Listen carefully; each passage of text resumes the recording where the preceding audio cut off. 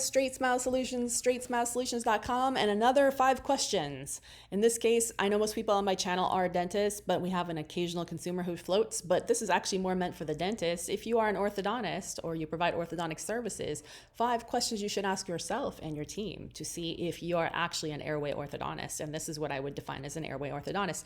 Remember, like I was talking to a friend of mine, who's looking for an airway orthodontist for his or her child, and this is kind of what made me think about this because, I didn't really know any referrals in the area, but this is what I said you should be looking for, because a lot of people say they are because they want the start, but they're really not, or they think they are, but they're really not.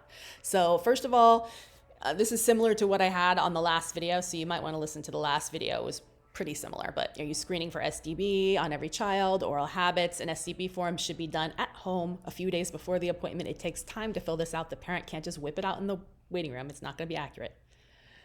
Number 2, can I see your paperwork is a good question. You should have a good SDB form, maybe using the Ferris form for oral habits. Do you refer to ENT when needed? What defines that? Which ENTs do you recommend? You should have established relationships with ENTs who are like-minded, not ones that are going to blow off dentists.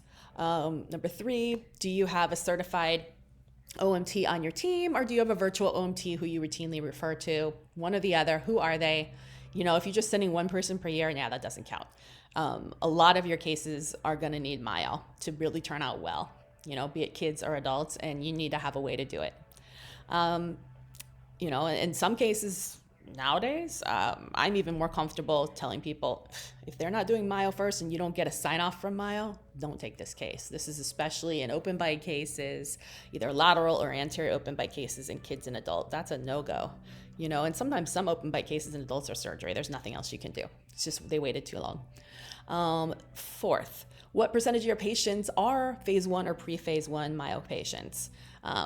Pre-phase 1 myo could also be a habit patient.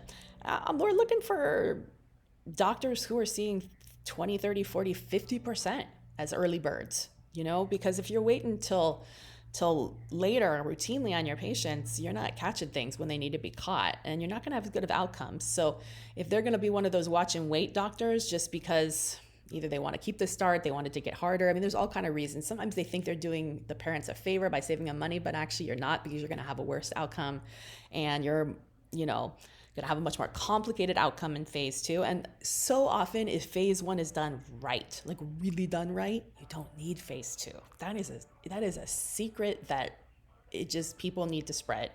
When it's really done right, too many people are doing phase 1 and not expanding enough, or they're not expanding the lower at the same time. They're not writing the curve of Wilson. They're not creating spaces around the C's. They're not extracting C's, when needed, so that the canines can come down. Some stuff we can't control. Occasionally something is gonna get impacted. It's transposed, there's pathology, and just funky things can happen. And some of the stuff that happens in phase 2 is just cosmetic. Like, my son had phase 1, not phase 2 initially.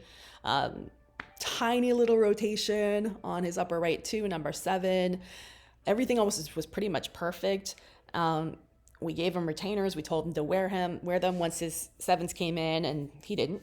So now he's 18, and he said, I think I want Invisalign to finish, just to perfect things, because things got worse, right? But had he worn that retainer when we gave it to him, he would definitely have not needed Invisalign, and we would have saved on the lab fee. So I'm a little frustrated with him, but he didn't listen. And now he gets to have 6 months of Invisalign before he goes off to college. Lastly, what percentage of your patients need premolar extractions? This is super important. Obviously, if they're seeing a ton of adult patients and surgery is just not an option, they might have some premolar extractions. But if they are mostly kids and teens, and the kids and teens are getting premolar extraction, that is a massive red flag. I can't think of the last time I was like, okay, the only option is premolar extractions in a teen, like a growing teen. I think never. I don't think that's ever, it might be a last case resort in a case where they were super non-compliant and maybe really bimax and flared and lip incompetent and refusing myo, and we already started and we just needed to finish it, and that's what the parents wanted. But that would literally be the one-off in this situation. Everyone else, no, they don't need premolar extractions. That's absurd. So if they're doing it even anything more than a few percentage in kids and teens, I would freaking run from that practice. That is just so old school, so below standard of care, in my opinion, because it's just not necessary. There are plenty of orthodontists who do no premolar extractions. Now, that being said, I do have a cool eyeball, into globally what's going on. And I have found there are a lot of Northern Asian faces that, besides jaw surgery, and it's just not going to happen in some of these countries just due to the standard of living and the lack of availability of care. Their bone is so thin, their perio is so thin, they're just so retrusive, just, the cranial base is shorter and more back.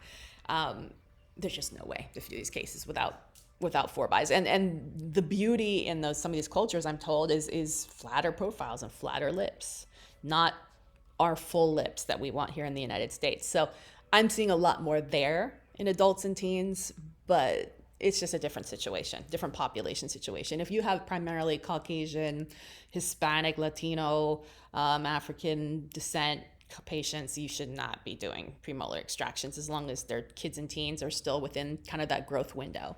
So, all right, hopefully that was helpful, and hopefully that'll inspire you to make some changes in your practice. Thanks.